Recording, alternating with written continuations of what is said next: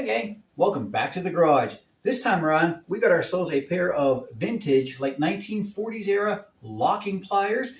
These are from Seymour Smith and Son company. This one is a snap lock. This one is a power grip. They are made about the same time that vice grips were being made. Come on in and take a closer look. We got to clean them up. I'll tell you a little bit about the differences and some of the similarities between these guys and the original vice grips.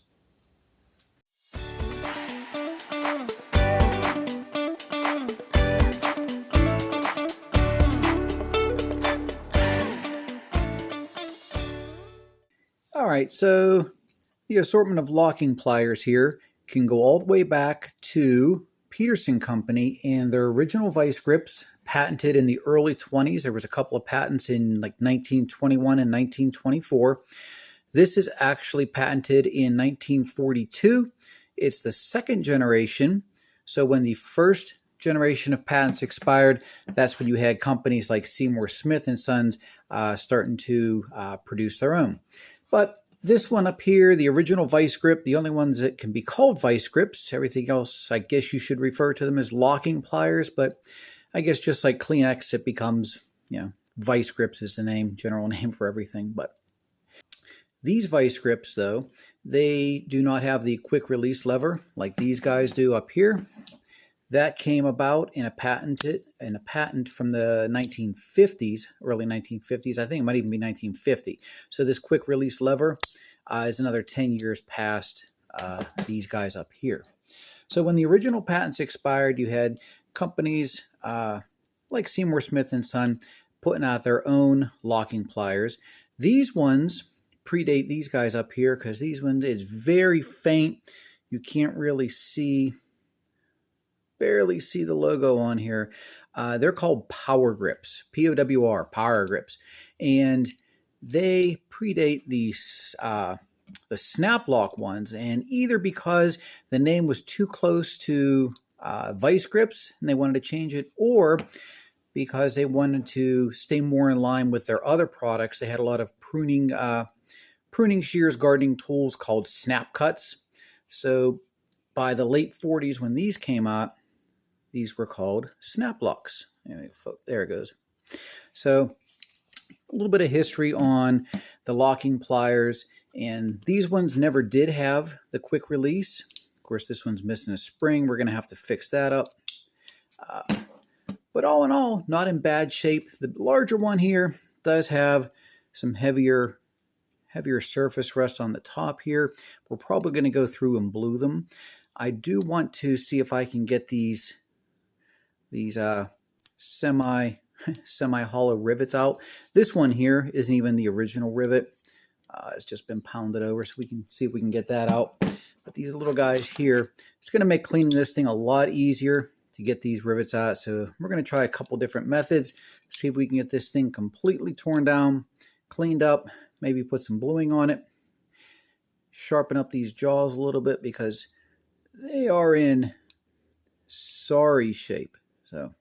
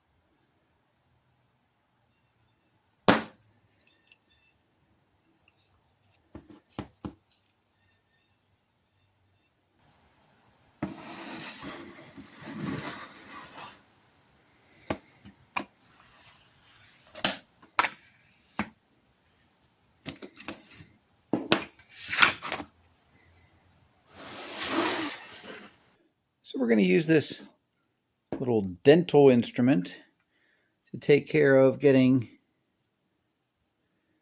that spring out of there.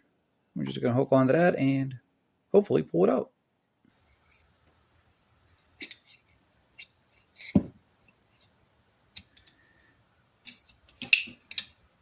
Aha!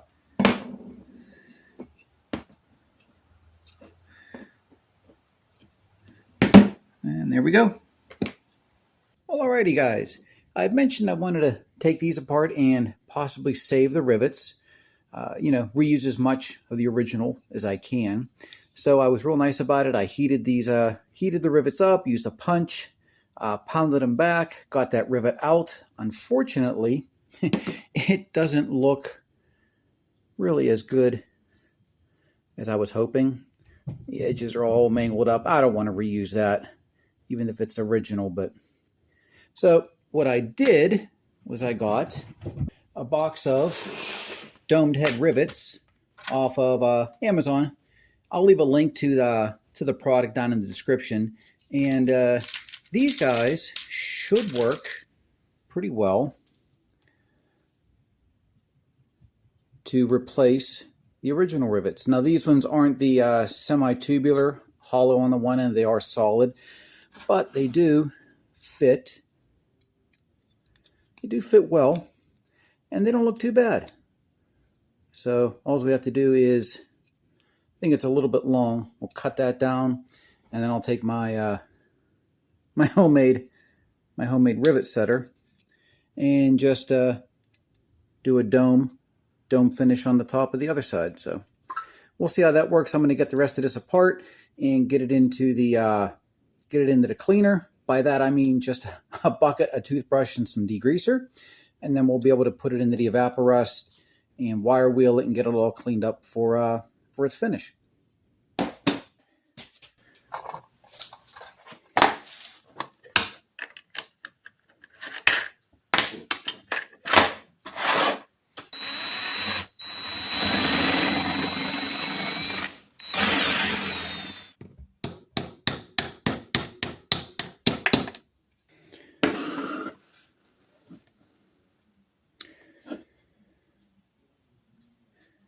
Yeah, we would have never been able to get this completely clean without taking it apart, especially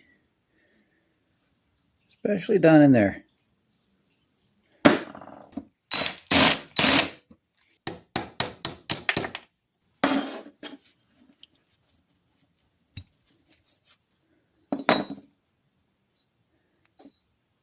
Definitely would not be able to get that clean.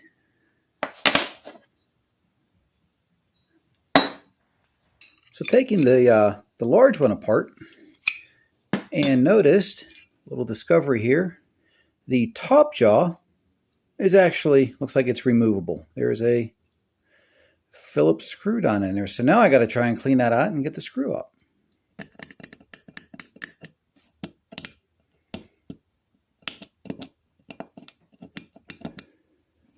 Yeah, I don't have a lot of hopes of this screw coming out.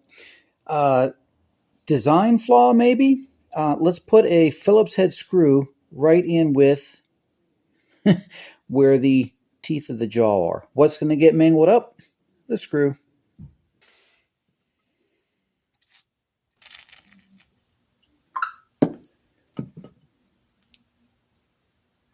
Alrighty, you guys are going to absolutely love this update.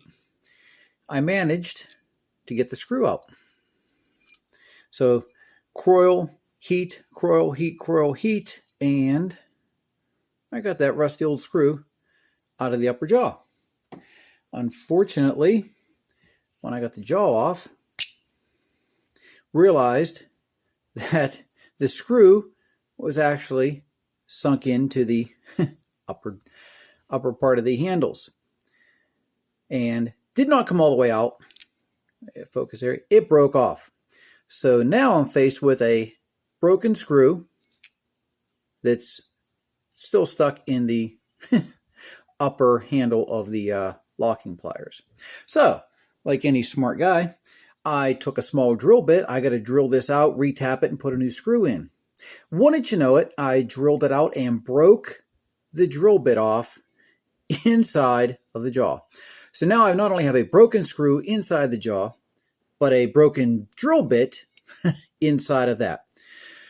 Fortunately, I drilled it out a little bit and I was able to use my needle nose vice grips. So using vice grips to fix vice grips, how about that? And I got the screw out. And now I'm just widening the hole a little bit. I'm going to try and use a little bit more Croyle and a screw extractor to see if I can get what's left of that screw out of there so I can retap it and drop the new screw in. So all is not lost, but boy, oh boy, did this take a turn for the worse. Just to show you the simplest things. I should have just left the dumb screw in there, but no, had to take it out. Well, we got the hole cleaned out. Got my 32 pitch tap in there. And hopefully that is straight enough to go through the jaw for a new screw.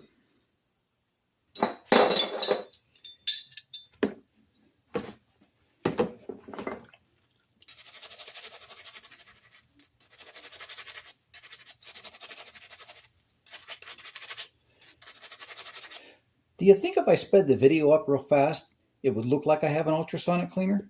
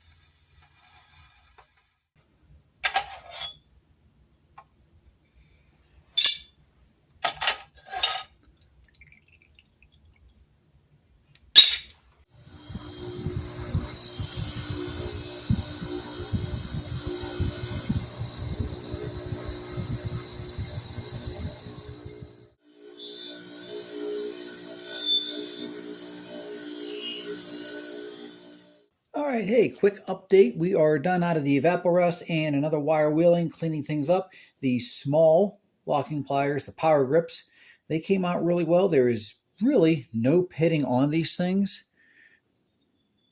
And I'm hopeful that these are going to shine up really nice. Not sure if I'm going to blue them yet. I might leave them like this. We're going to have to see. We're going to take these ones and go right to the conditioning belts. The larger one, the snap locks, they do have a considerable amount of pitting. So I think we might have to hit this one first with the 1x30 sanding belts and then work our way to the conditioning belts and see where we're at after that. Most likely we'll blue this one. So we'll have to see. Let's get to it.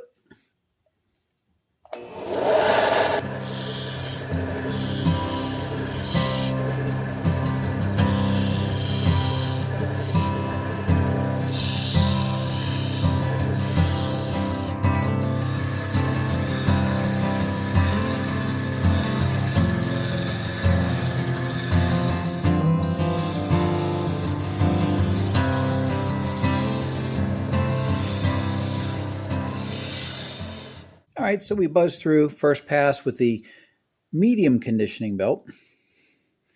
Not too shabby.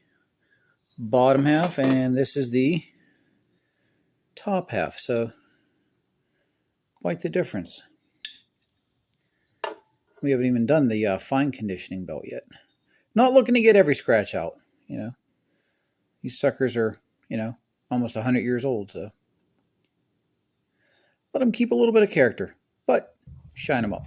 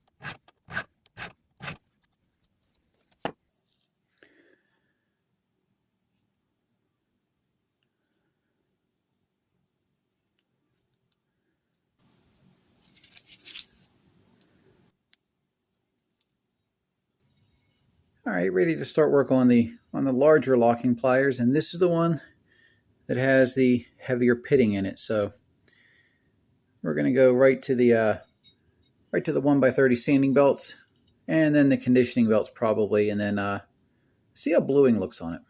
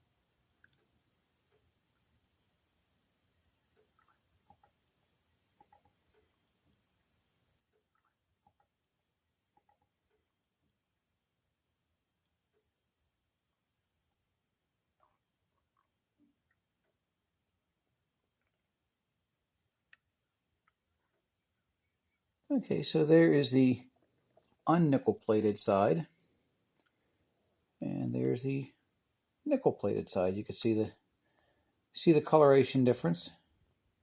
Not a very thick coat, but still works. Helps protect the steel and gives it a good look. And I'll leave a link in the description. I have a nickel plating video on how I set it up. So I'll leave that in the description for you guys if you want to check it out.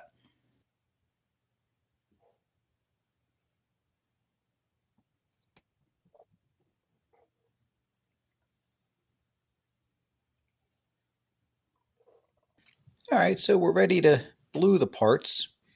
And all we're going to do is use some white vinegar, some salt, hydrogen peroxide, mix that up into a solution. We're going to boil it in distilled water, and rinse it off in some distilled water when we're done. And that should give us a nice blued finish.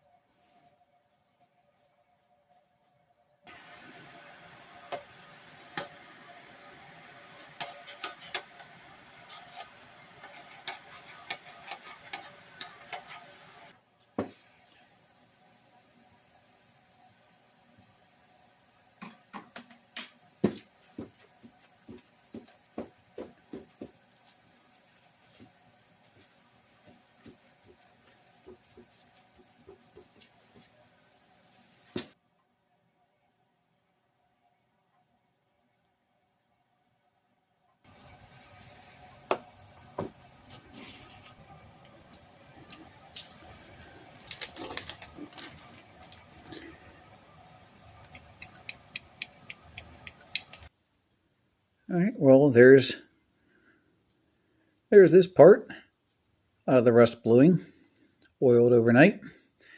Beautiful blackened finish on it. Now we just got to get the rest of the parts done.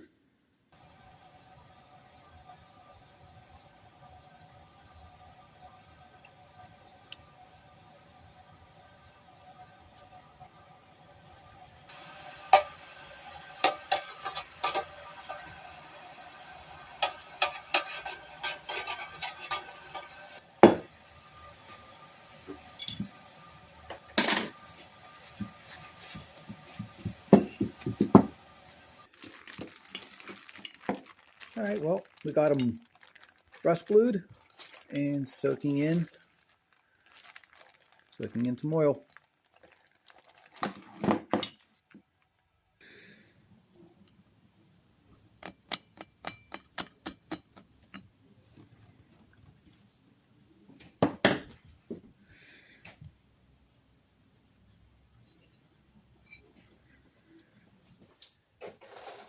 Well, alrighty, gang. That about wraps up the restoration of these old Seymour Smith locking pliers. I managed to get them back together. The smaller one, I'm really excited with how it turned out, nice and polished. The larger one, did you ever have one of those days? How about one of those projects that just fights you tooth and nail every step of the way? That's what this guy did. I told you about how the screw broke off in the upper jaw, and then I broke off a drill bit inside of that screw.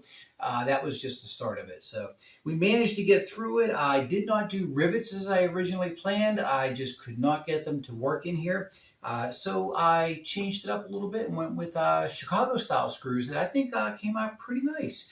But all in all, really happy with the way it looks. But the bluing, the rust bluing on the larger one did not come out as strong as I had hoped. It looked like it would. I soaked it in the oil, but it just didn't come out as strong as I was hoping. It's a little bit light in places, but that's okay. It still looks fantastic. So let's take a look at what they used to look like and what they look like now.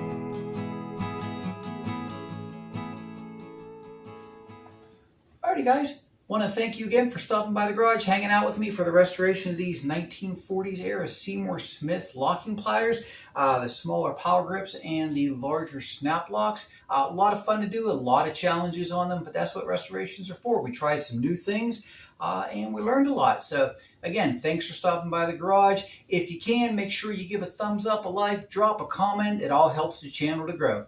Thanks again, take care, and we'll see you on the next one.